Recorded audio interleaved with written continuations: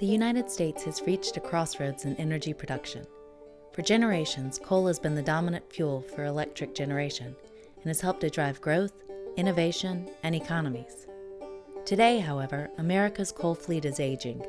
The economic costs of coal are growing, and we are constantly learning of new threats that coal poses to human health and the environment. Right here in the heart of the Southeast, the Tennessee Valley Authority has provided electricity since the 1930s and has helped lead the region and the nation forward through times of change.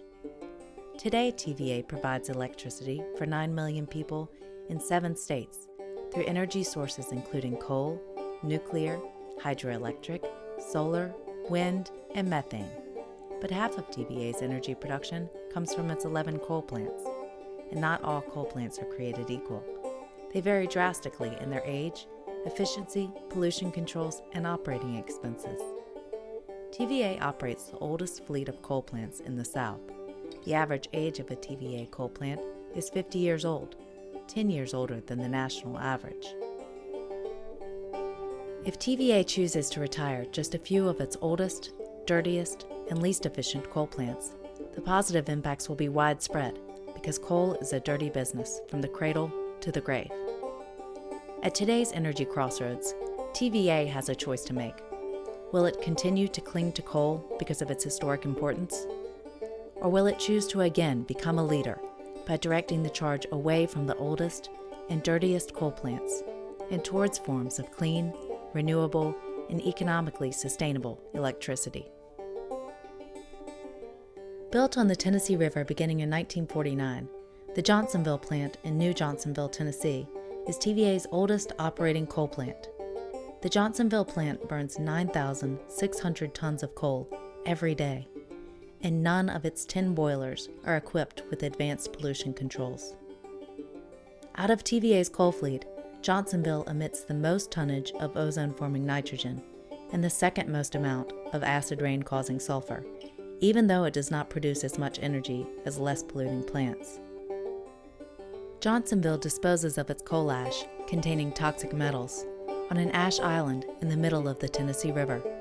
There are no specific limits on the amount of arsenic, aluminum, iron, lead, or cyanide that can be released into the river. In 2002, TVA said there was a maximum of 2 years of capacity left at the island, yet the island is still actively receiving waste. TVA's solution to this problem is to continually dredge the ash and ship it across the river to the Trans-Ash landfill in nearby Camden, Tennessee, a landfill that has not secured all of its pollution permits. It all started a couple of years ago when I broke out in a rash. I went to my family doctor. They didn't know what it was. Nobody knew what it was. I then started doing research. I had worked at TVA, so I knew the fly ash was dangerous stuff. I knew what was in it. Took the paint off my car when I worked over there. So he started doing research. Since I couldn't get a doctor to tell me what was wrong, he started doing research on what it does to your body. And from there, every time I would take a bath, I would just come out like a lobster. It's just red, and it was just getting worse, and it was painful. So I called to try to get somebody to come and check my water. And when they came and checked it, it took 2 weeks to get the results. It was in March. And the mercury level was 13 parts per billion. And acceptable, they said, was 2 parts per billion. Mm-hmm. And it had all these other chemicals, the same components that's in the fly ash that's dumped, I guess, 100 yards behind 300 yards behind our house. And it's the runoff is on our property. It's just been terrible. They didn't do any research. They were led to believe there wasn't anybody living close by. So they've been continuously dumping into that pit for ever since 2001, and sooner or later the town of Benton County is going to be full, and every little hole around here. So that can't be good. They can't pick this up. There's no way they could pick it up and redo it. There's no way they could pick it up and put a new liner or put a liner. There's no liner in the first what? No, if it's already down 97 feet into the water table, there's no telling where that goes. So, water table goes everywhere. Yeah. If they continue to run the plant and continue to create the coal ash, then it's going to have to be dumped on somebody somewhere in the state of Tennessee. So coal is not a distant problem. Every time we flip the light switch on, we are connected to a coal plant somewhere. And those coal plants are not all created equal. Some are much older and more inefficient, meaning what happens is that it takes more coal to be burned in an inefficient coal plant to generate a kilowatt of electricity. That means more coal is mined, that means more pollution is made, it also means that there's more coal waste that's generated. This is why older inefficient plants need to be retired, because they have a much more dramatic both human health and environmental impact. Built near Stevenson, Alabama on the Tennessee River, the Widows Creek coal plant began operating in 1952 and is TVA's second oldest plant. In the 1970s, TVA reported that it would retire the aging Widows Creek plant by 1995, yet it is currently burning 10,000 tons of coal every day and releasing almost 3 million pounds of toxics every year.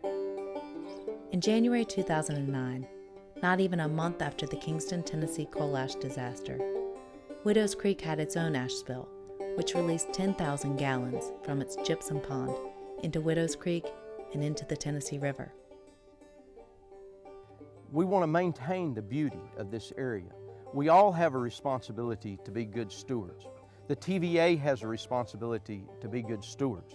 And with the old coal-fired plants, their ability to be good stewards and preserve our air, our land, and our water is compromised. Widows Creek is one of the oldest coal-fired plants in the TVA fleet. It does not make sense to have an inefficient plant operating. It is harmful to the air because of the inefficiency. It is harmful to the water because of the inefficiency. And it just doesn't make financial sense. And so not only is it harmful to the people, harmful to the air, for the TVA, it is not efficient and it costs them money. And of course, if it costs the TVA money, it costs us money, the TVA electrical ratepayers. The other impacts these sorts of plants have on a community are health impacts. We have asthma, lung problems, cancer rates that are high. And so we need to address what is truly the cost to the local people to host such a facility as this. Air pollution that comes from any industrial source that burns coal involves two major issues. One of those is the production of particulate air pollutants. Those are small microscopic particles that go into the air. And the other is that some of the gases that are made from burning coal contribute to the production of ozone, which is principally a summertime problem.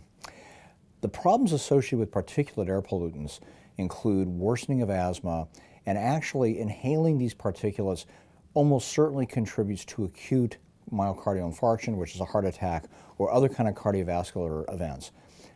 Furthermore, chronic exposure to increased levels of ozone and particulate matter has not only been associated with intermittent acute problems, but actually premature death. So exposure to air pollutants is a significant public health problem. So the question arises, what should TVA do with their older inefficient coal plants? About half their plants, they have made the investments in cleaner pollution control technology, but the other half is a big question mark. And so now we've seen some of the worst examples at Johnsonville and Widows Creek, but TVA must decide what to do with the rest of their plants. They need to retire these plants because it is very clear that an inefficient plant would cost hundreds of millions of dollars to retrofit. It would still burn more fuel, driving up costs on ratepayers and ultimately causing more human health impacts, more air pollution, more greenhouse gas pollution, and ultimately more water pollution.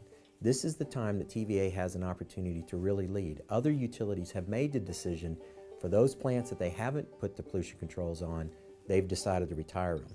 TVA needs to retire their inefficient plants. They need to move on to cleaner generation technologies, and that'll be better for the valley, and better for ratepayers in the long run.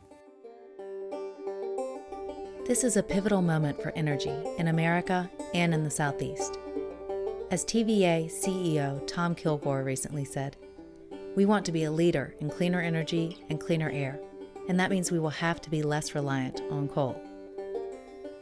If TVA decides to retire its oldest, dirtiest, and least efficient coal plants that are both economically and environmentally costly, it would set the course for TVA to fulfill its own renewed vision of becoming a leader in improving air quality and increasing energy efficiency, and TVA could lead the way into a clean energy future.